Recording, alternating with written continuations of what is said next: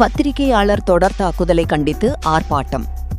திருப்பத்தூர் மாவட்ட ஆட்சியர் அலுவலகம் எதிரில் பத்திரிகையாளர்களுக்கு பாதுகாப்பு சட்டத்தினை நிறைவேற்ற கோரி கண்டன ஆர்ப்பாட்டம் நடைபெற்றது.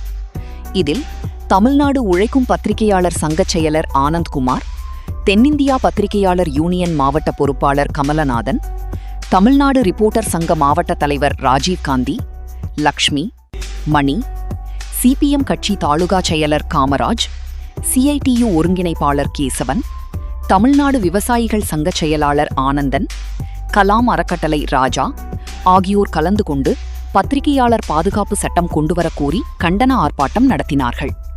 இந்த ஆர்ப்பாட்டத்தில் திருப்பத்தூர் பிரஸ் கிளப் சங்க மாவட்ட தலைவர் வெங்கடேசன் தலைமை தாங்கினார். செயலாளர் சரவணன் சிறப்புரையாற்றினார். பல்வேறு சங்கத்தை சேர்ந்த செய்தியாளர்கள் கலந்து கொண்டு ஆர்ப்பாட்டம் நடத்தினர்.